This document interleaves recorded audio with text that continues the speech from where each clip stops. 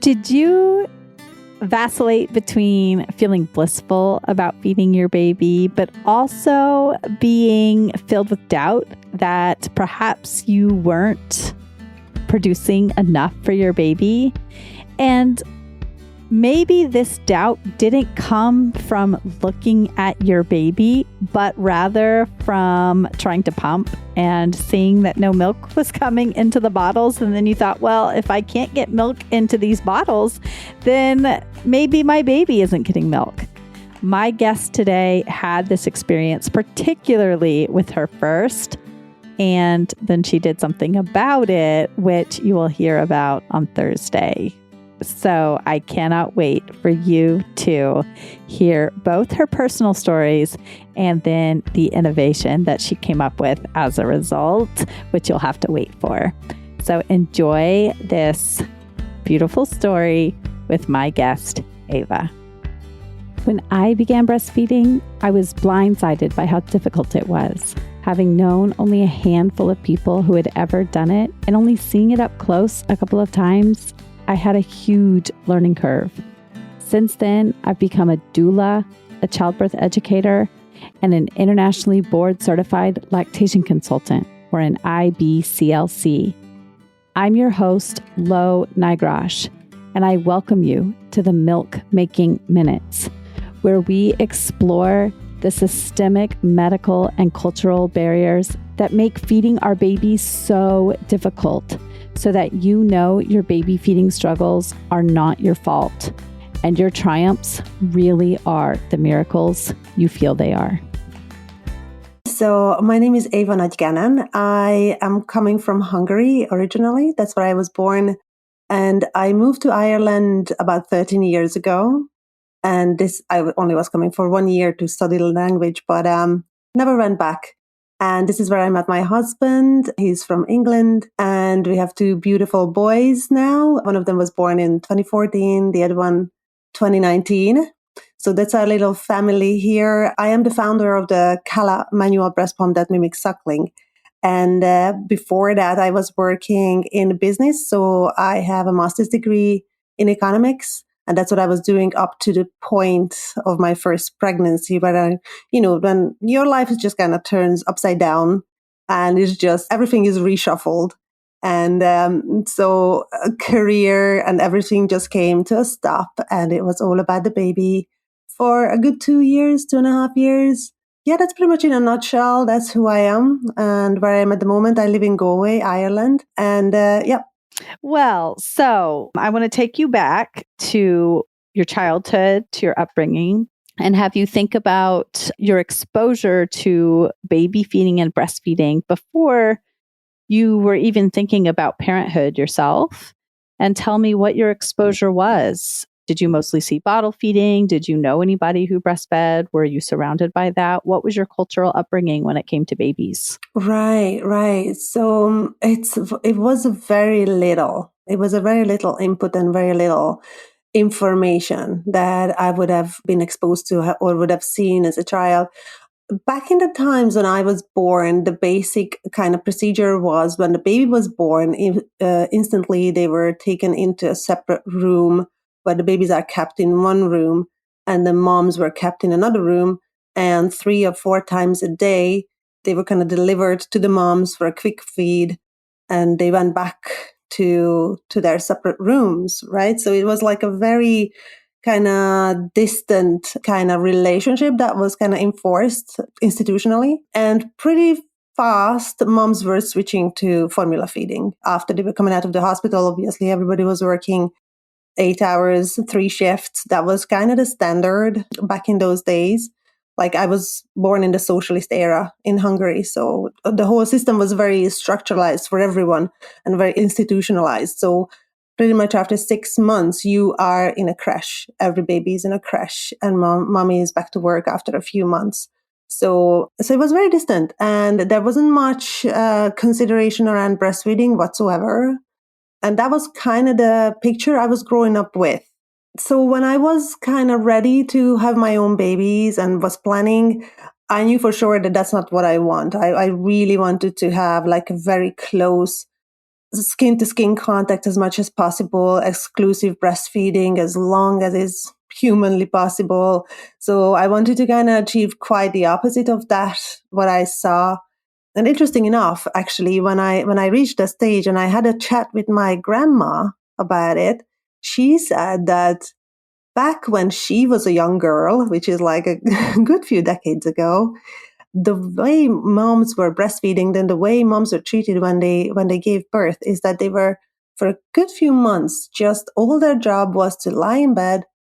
Baby was there, breastfeed when it's necessary, but it was like 4 or 5 other neighbors around to do everything else, like even changing the nappies, cleaning the house, cooking, everything. So it was understood to be a very precious time, and it's a very sort of challenging and demanding times for the moms, even just for being able to breastfeed and recover her own body. It was understood that that's enough work for a mom to look after for those few months. And that really stuck with me because I know that our mother's life setup is not set up in that way, not set up with that amount of support and help. It felt very perfect the way she was describing. And I was wondering, why did that knowledge got lost somewhere in the way? I mean, I'm still speaking here with a lady who experienced that firsthand, and already her own daughter growing up and having her own babies was completely different, stuck in a hospital and then shoved back into work and formalized the basic. And, it was just interesting, but I was definitely, she totally kind of convinced me that's what I would like to aim for, even though it's going to be harder for me because I'm sure I'm not going to have all that support around me. But that felt like the right way to do. Yeah, that's really interesting. Did your grandma have any insight into, how people felt about breastfeeding or how difficult or easy it was given that environment? She was a lady from a time when everything was like, you just do it. You just do it. There's no real in-depth considerations around it, about it. You just do it. You just get on with it. But in a relaxed sense, right? So it's not like that they didn't care about the details. It was just they were kind of living in that confidence of like, well, that's the natural way, so it's gonna happen. It's not gonna be an issue. So she wasn't telling me any of like difficulties or what to look out for. She didn't have tips and advice around, if you experience engorged nipple, engorged breasts, or you have mastitis, what to do. No information there. But she was giving me that sense of, well, this is a natural thing, and it's for the majority of time, it's just going to work out because that's how it has been evolved over millions of years. So yeah, you'll be fine. Yeah. And you know what? In those environments, I've talked to quite a few people whose relatives grew up in these environments where your only job was literally to feed your baby.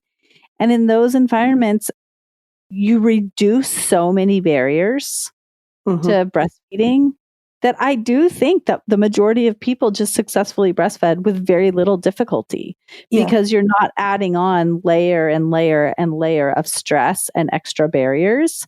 And so it does then become way more possible for the vast majority of people to breastfeed with ease when you have 5 to 12 people surrounding you, helping you do it and taking care of all the other tasks that you need to do. And that is literally your only job. And that's how humans evolved. We had 5 to 12 allo parents who helped us parent our babies. And you were not the only person who was taking care of your baby and your children. Exactly. So that makes sense to me that she would be like, you just did it. You just did it. And also when you're surrounded by people, like there was obviously a lot of young girls who, like the mom said, yeah, go over and help whoever who just had a baby. Right. So from a young age, you see it.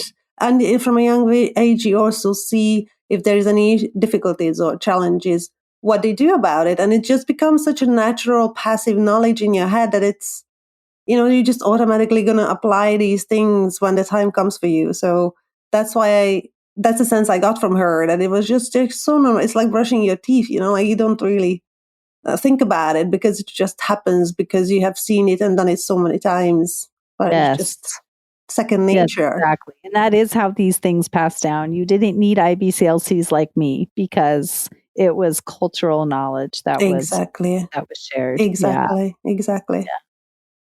Oh my gosh. And now we do need people like me because it was lost. It took just one generation to lose it, one generation of changing. Isn't that crazy? How we did things. Yeah. Isn't that crazy? That is like that knowledge almost is like you and other ABCSEs are like the light, who still holds that knowledge, because otherwise culturally it doesn't translate anymore like it did back in the old days when. Right.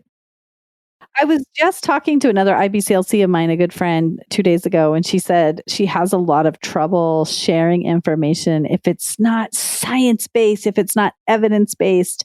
And I said, yes, I get that. And we have to remember that lactation is part science and part art. So much of the cultural knowledge that was shared from mom to mom, from parent to parent before there were IBCLCs it wasn't evidence-based, it wasn't research-based, it wasn't peer-reviewed. It was just, this is what has worked for me and my family and your aunt and your cousin. And so I'm sharing this with you. And so it's fine for us to say to our clients, this is evidence-based. And this is what I have seen work for lots of clients, even though there's not a lot of science to back it up. And this is what I've heard other people say works, even though I might not have seen it work with my clients. So feel free to try these things and tell me how it works for you, because there's so little research that goes into breastfeeding and human milk feeding that sometimes we do need to pass along things that culturally people say work, even though it's not peer-reviewed scientific information, because there's so little of that out there, and because breastfeeding has been something that was passed down culturally to begin with. Yeah, exactly. And do you need to kind of distinguish when you're kind of giving advice like that? I like to because they're coming to me because I have an expertise in something. And so if my expertise is like, yeah, I see this working, but I don't know why it works, we don't have studies to show that it works, then I want somebody to know that, because there are some people who are really like scientifically minded.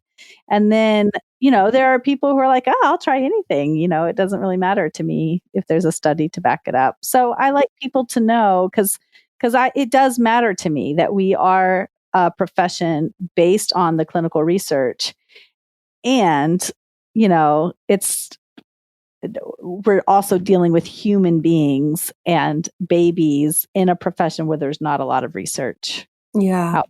Compared to some other fields, at least. I was just thinking about the significance of that kind of knowledge and support being there for moms from the get-go, when you have your newborn, and what level of knowledge you are surrounded with and what level of help you are surrounded with, and the significance of that to establish kind of good routine with breastfeeding.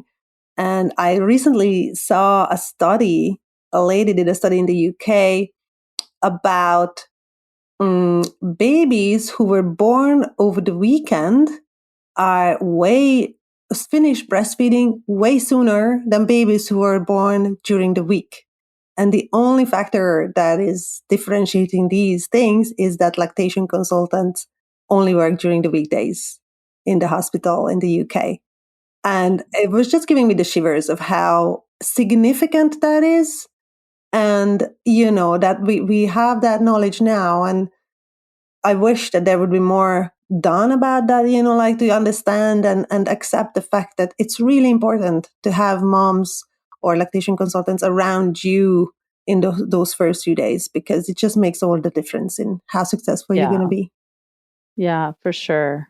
Okay, so when you spoke with your grandmother, was it before or after you were preparing for your own children? That was already during my pregnancy, because she saw me like I kind of like to gather information. I must be one of those, science minds as well that appreciate a lot of written material and proof and all of that to prepare myself for something. So yeah, she saw me kind of head down in the books about breastfeeding and how to do that.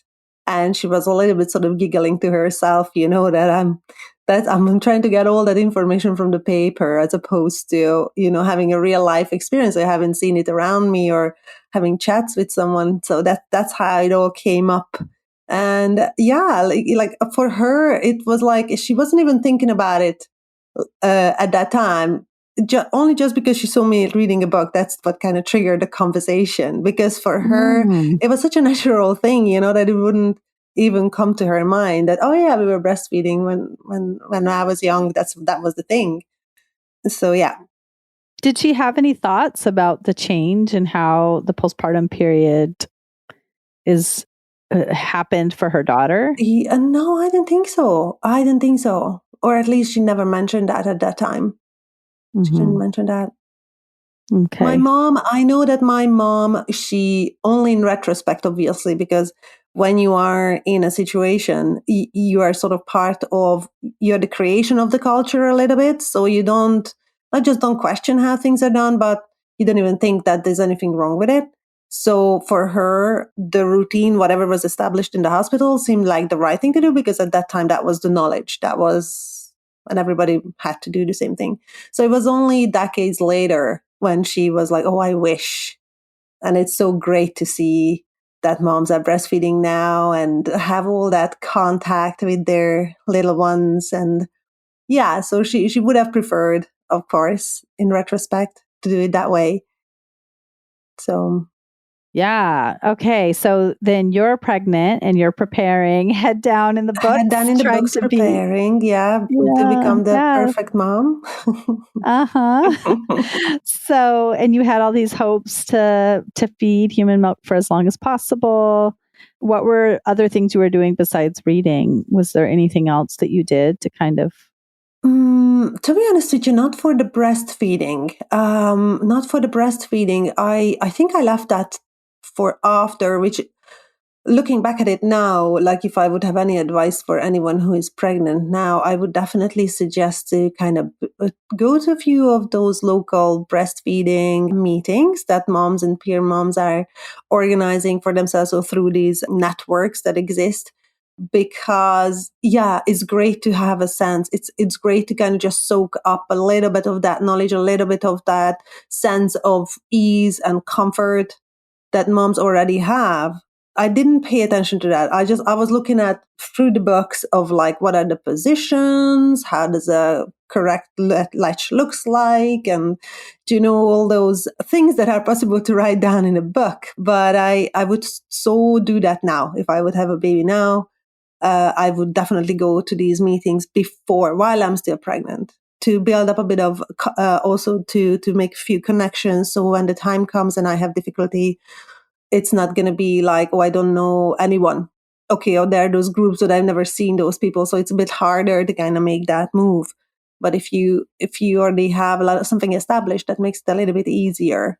So I only prepared from the books, and I a little bit regret that. Yeah.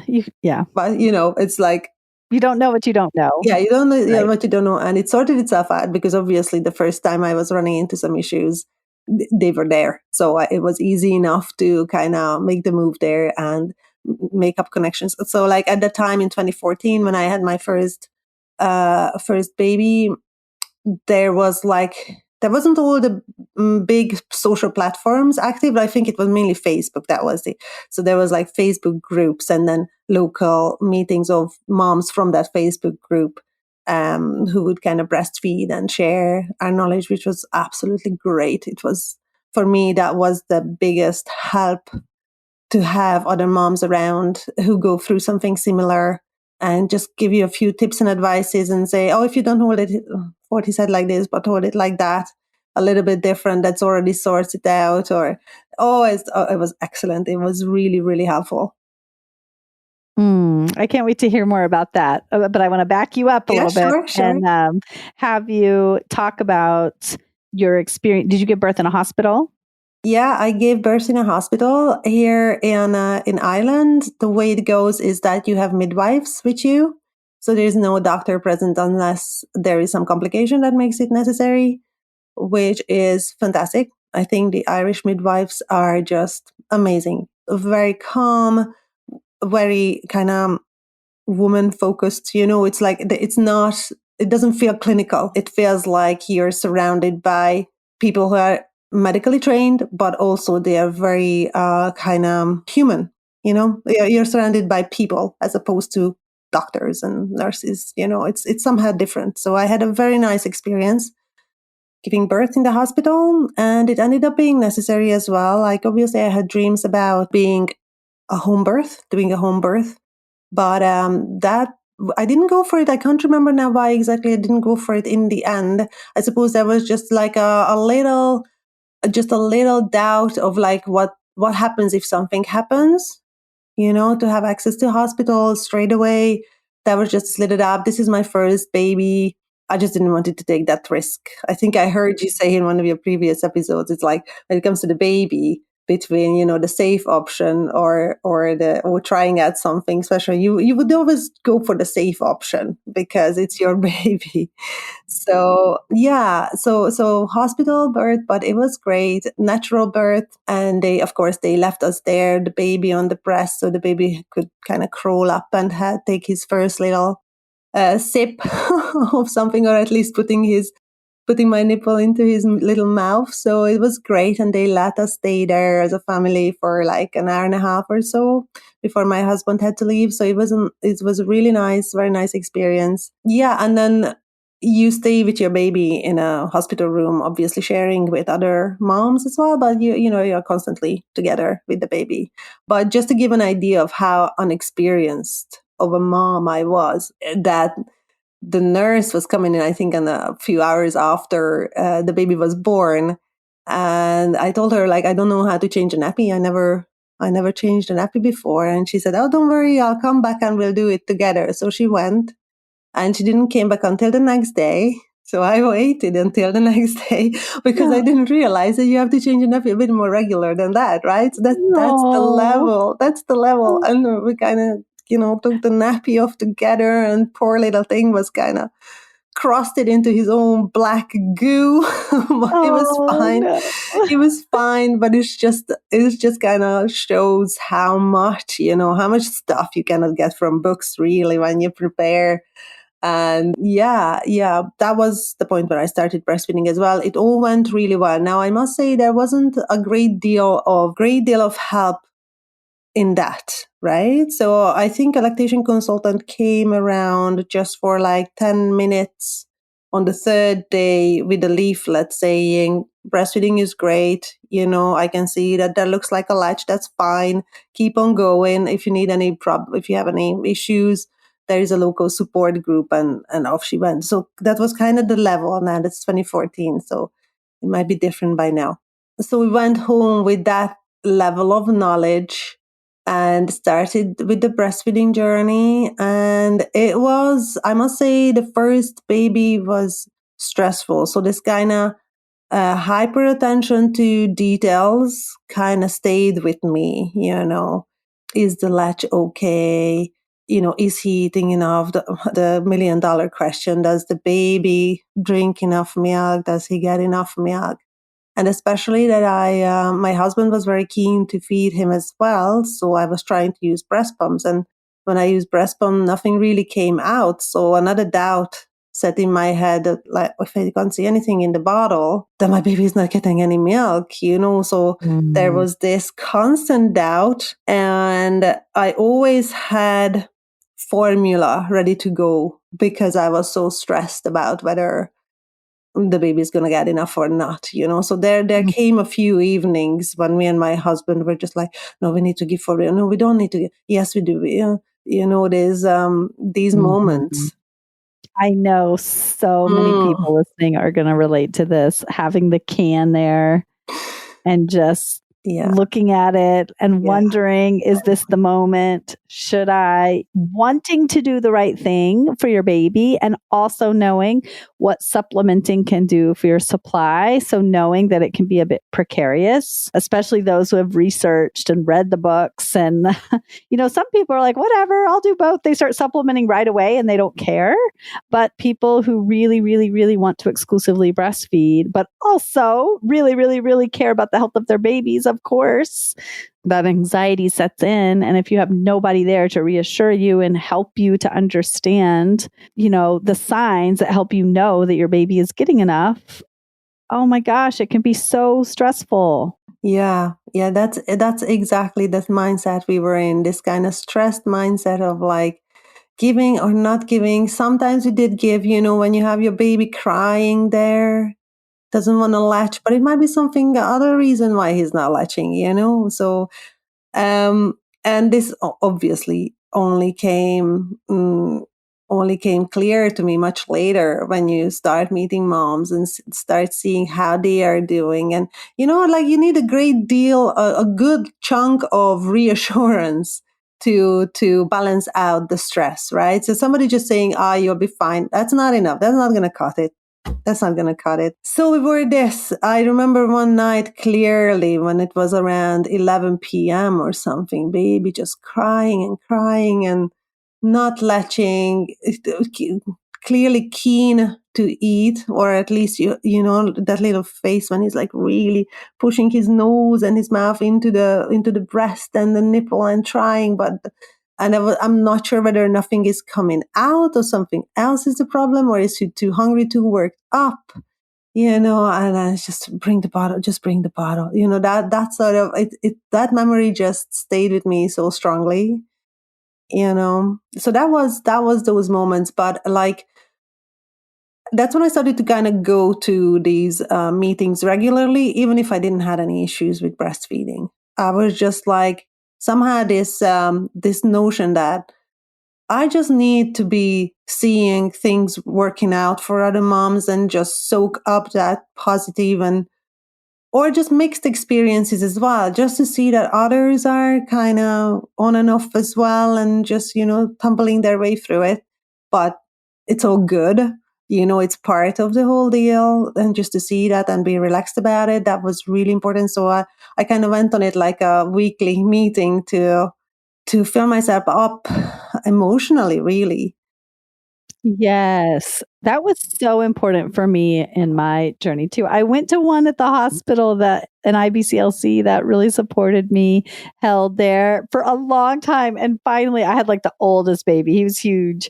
And she said, she was so kind. She said, there are some Breastfeeding USA meetings, and there's lots of older babies at those, because all the babies at the hospital were like a few weeks old, maybe a month old, and I was going with like my 6-month-old. I was like, oh, okay.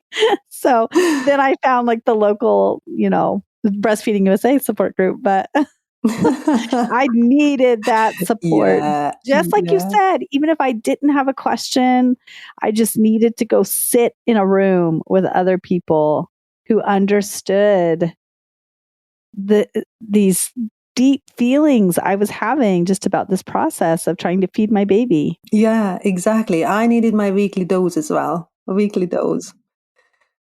Yeah. So eventually with him, we were able to kind of go on for quite a while, 18 months. So I find that very good. Now, he was an absolute booby guy. He just had it for everything. I was carrying him a lot. So he was feeding in the carrier. We were sharing beds, so he was feeding through the nights. So a lot of good, blissful moments of just being together. We were very fortunate that we could afford that I stay at home with him. So for the first 18 months, I was home with him, and so it ended up being a lovely journey. My husband it was interesting actually that, he really wanted to be part of it. So he felt like a little bit left out because we had such a lot of breastfeeding, a lot of contact with the babies. And it's like, I want some of that. So that's why I was trying to pump. right? That's why I was trying to use the pumps, but that didn't really work out. So he never really got the experience of like feeding him and just, being the one who can do that part as well. But otherwise, he was very supportive, and that was so important. That was so important that he's really on board with this. And did he find other ways to meet that need of wanting to connect with the baby? Often we associate feeding as like the highest form of connection, but dads of or partners of the primary feeding parent, they do have to seek out other ways of finding that deep connection, because there are other ways. So I'm wondering if he was able to find his footing there. Well, he was trying a lot. And I think what he really kind of perfected with him is to putting him to sleep, rocking him to sleep, and singing to him. So he has like a very deep voice. So Tommy, that's the name of my first boy, he loved just kind of lying down on his chest. He was walking around with him rhythmically, like kind of dancing or stomping to the music that he was singing. And he just loved that. He loved that. Like sometimes, like he's nearly 10 now, but he still remembers those songs that he was singing to him at that time.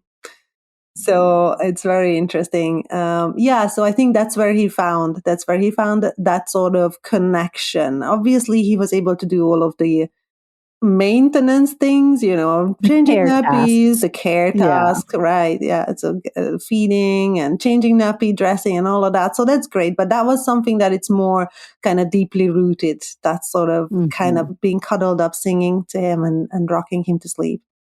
I have a really busy week coming up, and I thought, what better way to reduce my stress than to go onto feastandfettle.com and order meals for that week, so I can just take one thing off of my plate by putting delicious meals onto my plate. See what I did there? So I went on to their website. It's really easy to use. I looked at all of the menu options for the week, and some of the things I'm excited about are some grilled steak tips with a delicious Thai peanut sauce and some green beans with a soy sesame sauce that's on the side. But there's so many other things. And that is one of the ways that I am choosing to provide self-care for myself so that I can reduce my stress load. If you would like to do the same and spend more time with your family and less time worrying about what's for dinner, go to feastandfettle.com to get home cooked meals delivered right to your front door. And you can get $30 off your first week's delivery by using my code MILK, MILK. And just let somebody else cook for you. You won't regret it. If you're listening to this podcast, then you are more than aware of all the barriers that can make feeding our babies so difficult. You are also more than aware that support can make all the difference. So if you are struggling to feed your baby in the way that you had hoped, or if it is more stressful or anxiety inducing than you had anticipated, then what are you waiting for? I am here for you. Go to my website, www.quabbinbirthservices.com. I can't wait to connect with you. I can help you take the next right step in your baby feeding journey so that you feel less anxiety and get more joy out of those moments when you are feeding your baby. I can't wait to hear from you. Talk to you soon. Okay, so anything else with your oldest, with Tommy, with your first?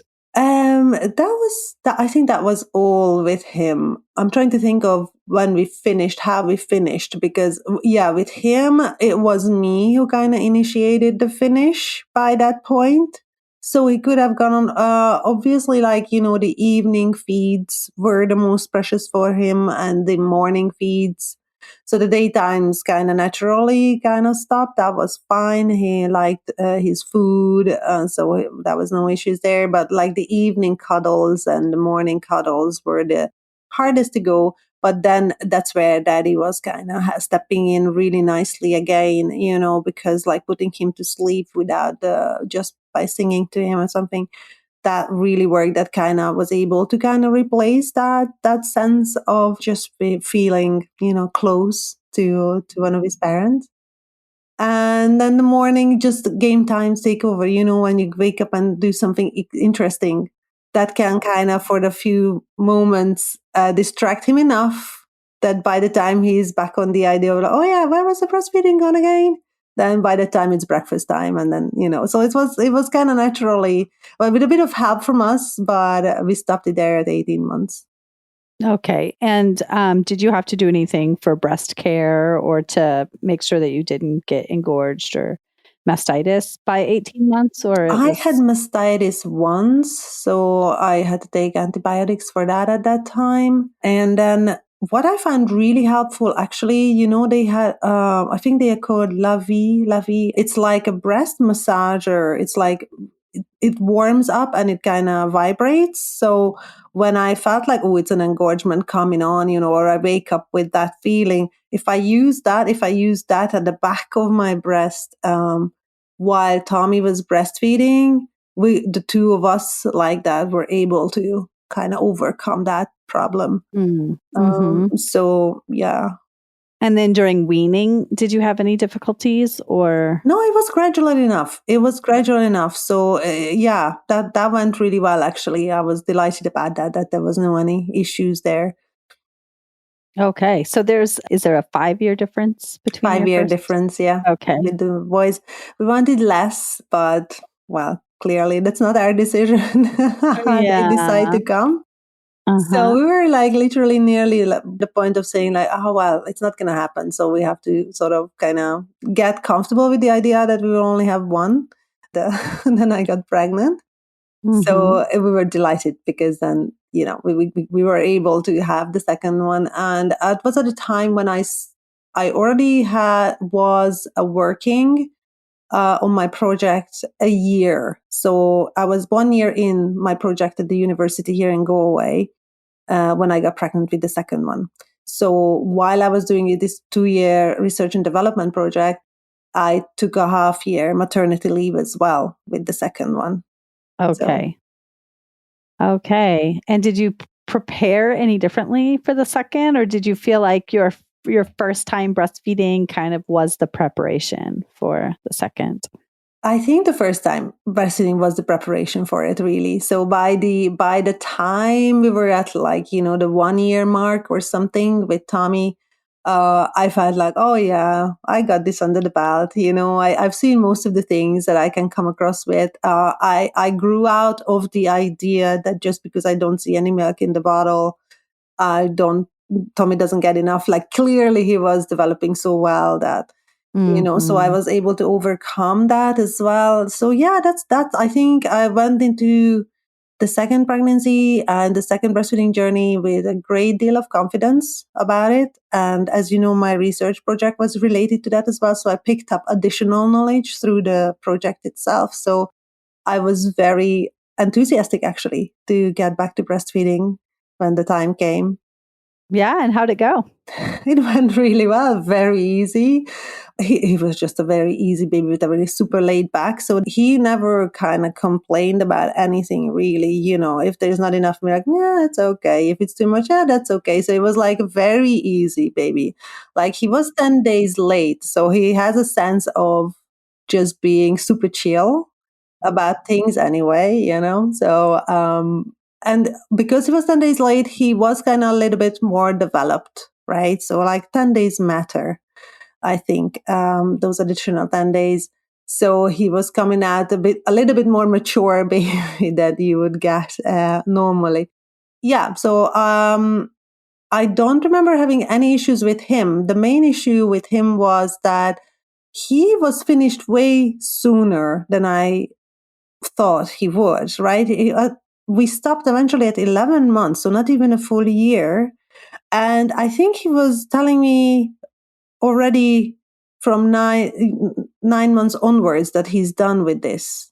He was biting all the time. And I was just keep pressing on, thinking that, right, we'll just get through this and then you'll be fine. It's just a little difficulty that we're going to get through. But he actually wasn't interested in breastfeeding anymore at that stage. He enjoyed his solids, he enjoyed his drinks, so like drinking water, and he just wanted to chew. So he was only using my nipple as a chewing tool. And once we were kind of giving him chewy toys instead, he was way happier and he wasn't looking for the breast at all, which was something that I would like. I never seen an example for that, right? I always felt like that it's usually the babies who want to keep carry on, and especially that young, like a 9 months old, for me felt like, yeah, there must be an issue as opposed to him really wanting to stop or not being interested. But literally, he didn't show any interest, like even to the point of like me serving myself up on a silver plate to him, like, come on, it's, we can do this. And he's like, no, not even turning his head there, not zero interest. He moved on. Wow. And how did you provide, because typically babies need breast milk or formula until a year or beyond. So how did you provide that to him? How Yeah. did you? Yeah, I was kind of expressing my milk at that point. I was kind of trying hand expressions and other types. I was a little bit more knowledge about breast pumps as well. Yeah, actually, I wanted to say that like back when I was first feeding my baby, my first one, there wasn't so many different inserts around, right, for breast pumps. So the flange, or like the significance of different flange sizes, there was some knowledge, but not that much. So with the second one, I was able to kind of utilize a bit more knowledge about that. So I was able to express milk more. And because he wasn't drinking anything, I had enough to kind of express and then just feed it in through the bottle for him. He was okay to drink it that way, but he wasn't interested in breastfeeding. Wow. And I wonder if it was like a flow preference, if he could have been with the speed that it came out. Could have been, but it only come around, maybe it was, I don't know. He's a big baby, that's true. Like he was born 10 pounds, so he was sort of always a hungry baby. But like, see, he didn't have any issues with that up to that 9 months, right? He was happy enough to feed from the breast, and he didn't get bottle up until that point either. So, but maybe when we started to drink water and stuff, that's when he kind of realized that, oh, liquid can come faster. Yeah, I don't know. That's fascinating. Yeah. Yeah, and I think it's important to tell these stories too, because babies are individuals, and these numbers that we give are about, how long your baby should breastfeed and duration of feeding and how long each session should be, and that they should, be on breast milk for 1 year and all these things. All of these are averages, but each individual baby is not an average. And obviously you have a thriving, healthy 4-year-old at this point, 5-year-old. Yeah, four. Yeah. And so it worked out just fine, and we have to remember that in the moment, sometimes we can really stress ourselves out about these baby things. And we have to kind of ground ourselves in the knowledge that we're going to make the best decisions we can in the moment. And sometimes we really do have to follow our baby's lead because they are individuals. They aren't averages, they aren't statistics, and they have their own opinions about things, and they can't tell us always why they're doing what they're doing. And so we can't always know. And it's interesting that he stopped so early. My clinical mind is going, of course. And in the end, like, you knew your baby best, and so you followed his lead, and it worked out great. Yeah, exactly. Like I would, maybe if I would go back in time now, I would see a lactation consultant to see, do you see something here that I'm not seeing? Because sometimes, as you say, if you don't know, you don't know. You don't know what you don't know. Like there might be signs that are obvious for her to say, yeah, it's because of that. And if you use a shield or something, then, well, it's more like for the mom, but whatever, there might be some tips there that could help him overcome it, and then he would have gone back on it. But as far as I could read his cues, there was just no interest. I didn't see the interest in there anymore. I didn't see the keenness. I had a kind of wriggle around when the idea of that there's going to be feeding time. It's like, oh, the booby's coming, then their legs are kicking around. None of that. None of that. His head is turning away. But he was very much like he was maturing very fast anyway, in like very interested on the outside world very soon, right? So it felt like that his interest is elsewhere now, not on the being cuddled up for feeding. No, when I need food, I just want to kind of be done with it and start with my exploring the world. Yeah. Yeah. Wow. And did you have to kind of grieve over this ending of breastfeeding? I did, yeah, I did. I did clearly because I was keep pressing it on for another 2 months after he was clear that he wasn't so much into it anymore. It's because I didn't want it to finish. So for me, like these breastfeeding moments were always so precious, and I really enjoyed this amazing connection that you get with your baby with this. So yeah, I had a period of like kind of grieving, and I remember when I was pumping to kind of reduce gradually my milk supply. It's like it always felt like moments of goodbye. The baby's not there Mhm. anymore, milk is still here, but I know it's going to come to an end now. So yeah, it was a little bit emotional in that way. Yeah. Yeah. I wanted to ask if you have access to private practice IBCLCs in Ireland. How common is Uh, that? there are, yes, they are. There are IBCLCs, there are lactation consultants, and they are great. I remember seeing one with my first baby. I didn't see anyone with the second one, but again, I had chats with lactation consultants because of my work. So yeah, they are absolutely available. Now, I'm not sure how it's in the US, but here if you have private health insurance, then some of them cover the cost of seeing a lactation consultant. Not necessarily all of them, but I was a public patient. I wasn't a private patient. So for me, it was like completely out of our own pockets, but that was fine because it's worth it. Like the advice and the tips that we got through there was very, very valuable. But I must say the real knowledge and the real help was through other moms, like Mhm. going into these groups and just picking up all that tiny knowledge, millions of tiny tricks and advice that comes through I love there. that. Yeah. Yeah, that's amazing. That's where I got my start too. And Mm-hmm. I'm still a part of Breastfeeding USA as a peer counselor, All right. and I work for them I volunteer for them on a national level because it was so meaningful to me, all the support that they provided me. So, Mm-hmm. yeah, those groups do an amazing. The COVID kind of messed a lot of those groups up because the peer support had to go all online for a long time, and then I think people become so accustomed to not seeking out in-person support that it's become harder to kind of galvanize people to get out of their houses for in-person support groups.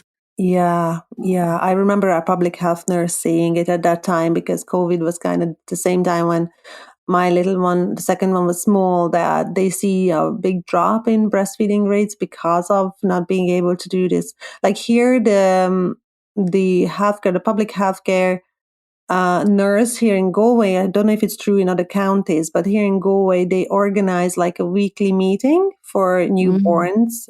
So for babies and moms who were born in the same month, meet Mm. up every week. And that's when they talk about breastfeeding and other feeding as well. So it's like kind of not exclusive for breastfeeding, but Yeah, that's great. of course, breastfeeding is a big part of these conversations. But she said since COVID and since these meetings had to stop during COVID, they see a huge drop in breastfeeding rates. So it's really important to have those in-person meetings. Like she said, they were Mhm. trying with Zoom and people come to the Zoom, but they still fall out with the breastfeeding journey because, yeah, you just need that. You need to be able to talk. You need the lactation consultant or the public health to see what you're doing, sit there with you, Mhm. help with the positioning and all of those Mhm. small details.